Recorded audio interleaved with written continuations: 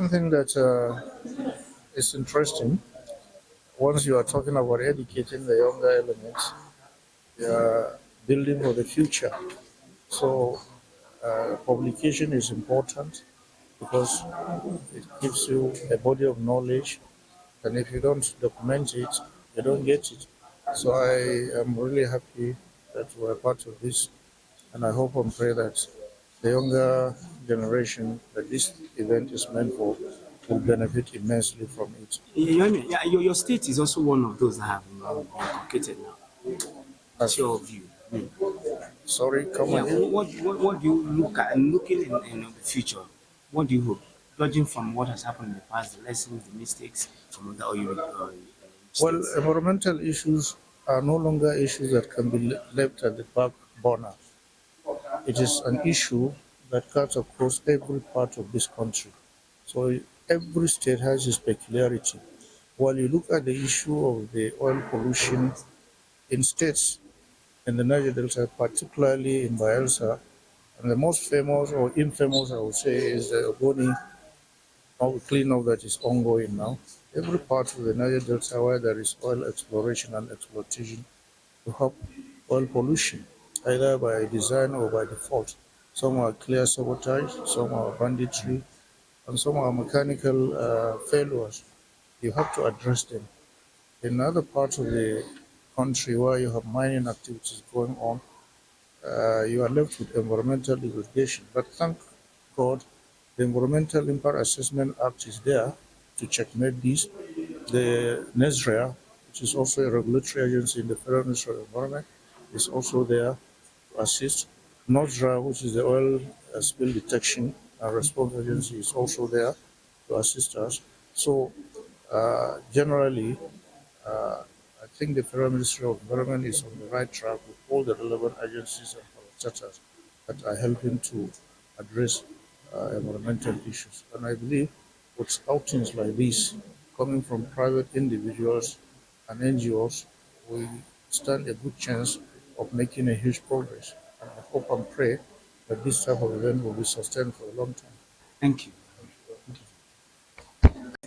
Okay. For the sake of our readers and listeners, your name and who you are. My name is Onome Faith Wilkinson. I'm the Executive Director, Oloibri Oil and Gas Entrepreneurship Development Initiative, an NGO that's into energy education for schools. Yeah, we understand that you are the organizer of this energy and oil gas event. Uh, what do you hope to achieve with it? Okay, one of the things we wanted to achieve was to see that in line. Okay, first of all, let me just take a little bit. I am a member of the Women in Energy, Oil and Gas, and so based on that, there's one of our mandates is to see that students understand the basics of oil, gas, and alternative energy. And so one of the things my NGO intends to achieve is that the younger generation begins to understand these things early, so that they don't just wake up and decide to go into school and just pick any course. Like I said earlier during my address, I come from the Niger Delta, and our students, our children, have this problem. That's why you see militancy everywhere.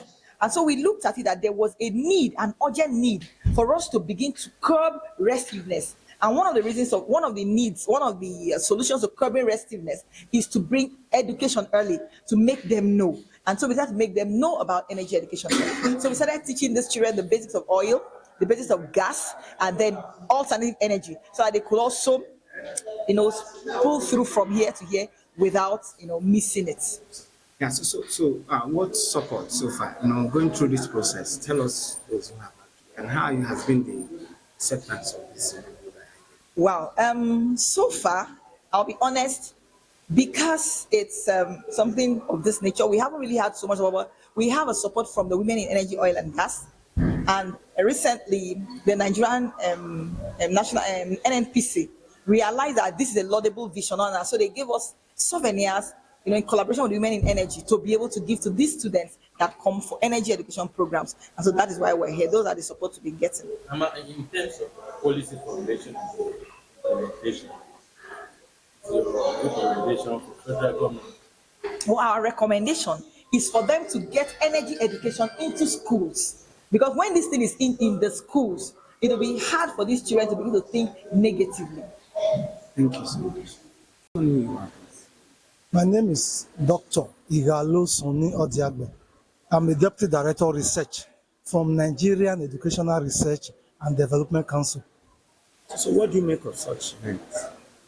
This event is very important to us, especially in NERODC, because we assess the book. And any book that is going into circulation to primary and secondary school, because we develop the curriculum, we must make sure we read through the book, assess it, and make sure there is curriculum compliance before the book can be allowed in the primary and secondary school. So what support do you think the raw material? No, we are from Nigeria Educational Research. The Educational Research Council Will do. Yes, Nigeria Educational Council, we have read the book and we have listened to the comment by our guest here. And the issue is about curriculum issues for this oil and gas to be in the curriculum. I would want to assure these organizers that based on the emerging issue, we will see how this oil and gas can enter the curriculum so that our children, what we mean by catch them young, so it will help them to at the foundational level. So NERODC will bring it as an embedded subject. Thank you so much. Yes.